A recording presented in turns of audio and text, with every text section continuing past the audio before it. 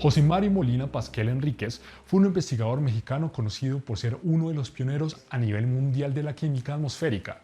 Fue el descubridor de la amenaza de los clorofluorocarbonos en la capa de ozono, aquellas sustancias usadas en esa época como refrigerantes o propelentes.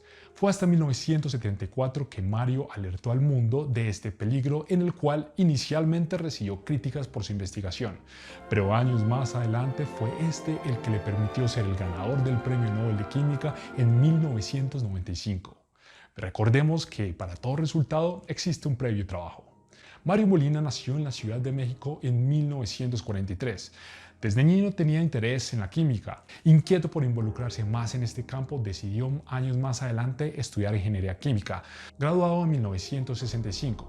Luego continuó sus estudios de posgrado en la Universidad de Freiburg, Alemania, y algunos años más tarde, en 1972, recibió el doctorado en físico-química en la Universidad de California en Berkeley, Estados Unidos. Además de su trabajo como docente, realizó una magnífica labor de investigación interesándose sobre todo por los problemas ambientales. Molina se convirtió en un científico renombrado por sus contribuciones al conocimiento de la naturaleza química de la atmósfera terrestre, en particular de la estratosfera.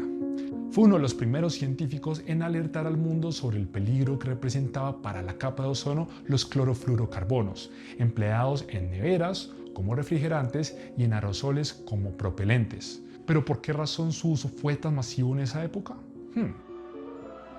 Después de la Primera Guerra Mundial, las neveras de la época empleaban gases refrigerantes sumamente tóxicos, inflamables o incluso explosivos.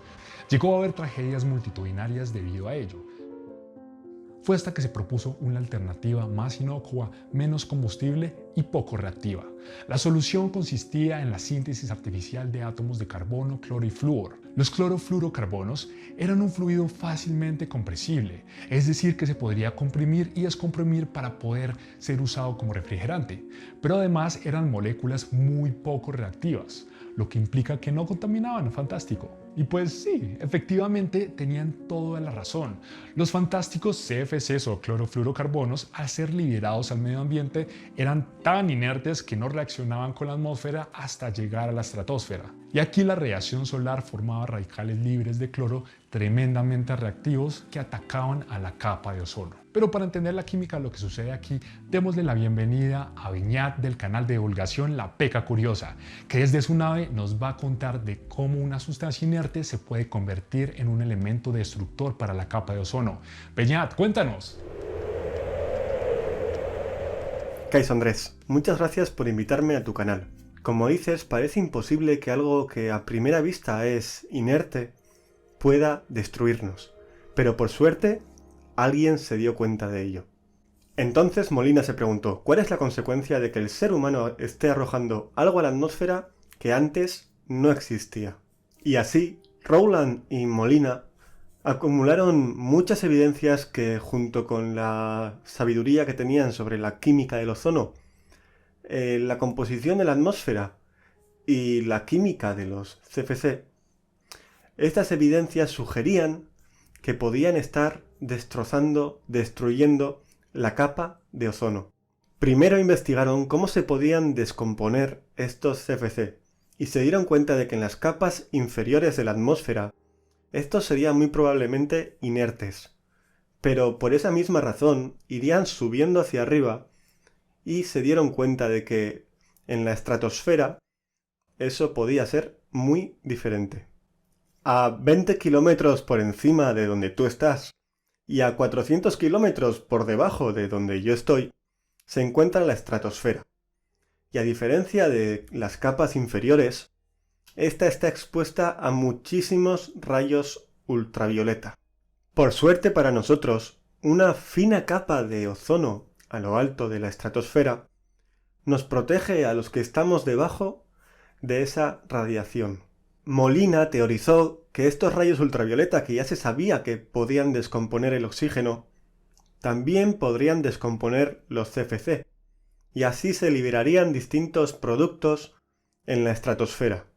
Y uno de estos sería el cloro. Los átomos de cloro son radicales, es decir, tienen un electrón no apareado, y por lo tanto son muy reactivos, y pueden reaccionar con lo que tienen a su alrededor. Y claro, ¿qué tenían a su alrededor en la estratosfera?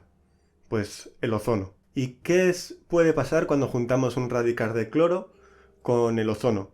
Pues lo que se imaginaron es que se crearía una molécula de oxígeno y otra molécula de monóxido de cloro. Pero el gran problema es que el monóxido de cloro es también un radical que puede reaccionar con el ozono. Y así se crea el radical de cloro más dos moléculas de oxígeno. Y si estas predicciones eran correctas, significaría que el radical de cloro sería un catalizador. Es decir, que sin agotarse, se podrían hacer un montón de reacciones como las que hemos dicho, y así es como se destruye el ozono. Cuando hicieron unos cálculos un poco más avanzados, se dieron cuenta de que esta cantidad de reacciones entre radicales de cloro y el ozono podría debilitar la capa de una manera en la que nos dejaría de proteger de estos rayos ultravioleta. Y así en 1974 escribieron un artículo para Nature en el que alertaban de todos estos problemas. Y además escribieron también un informe de 150 páginas para la Comisión de Energía Atómica de los Estados Unidos.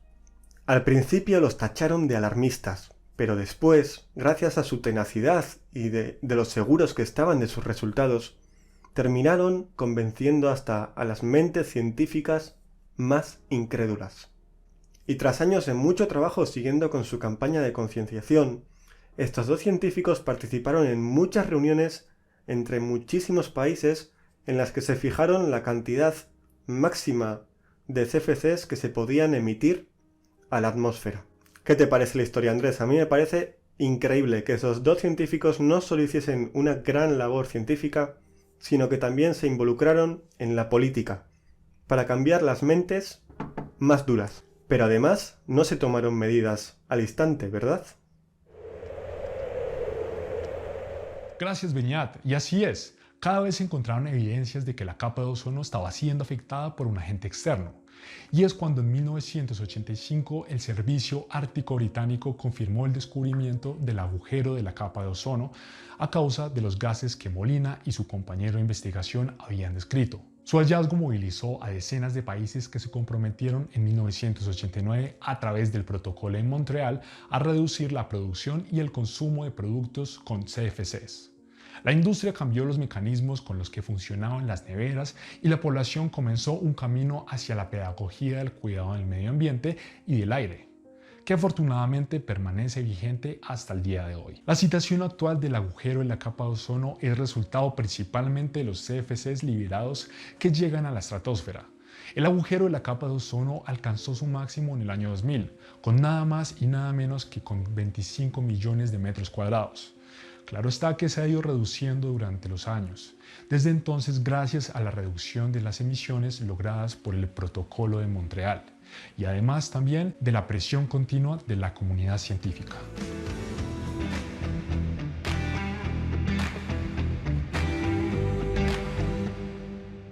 Una gran reflexión de parte de Mario Molina fue que en varios momentos de su vida expresó que la mayor lección de su descubrimiento no tuvo nada que ver con la ciencia, sino con la capacidad de comunicar sus hallazgos al mundo. Mario Molina es un claro ejemplo de que no solamente se deben hacer buenas investigaciones, sino también saberlas comunicar. Y eso se vuelve en un factor determinante para poder ponerle acción a esa investigación.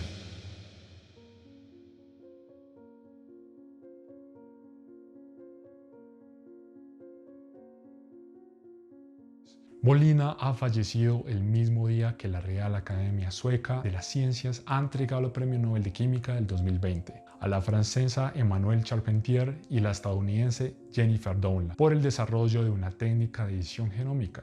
Que por cierto, con la Peca Curiosa hicimos un video al respecto para explicar de qué se trata y qué implica modificar el lenguaje de la vida.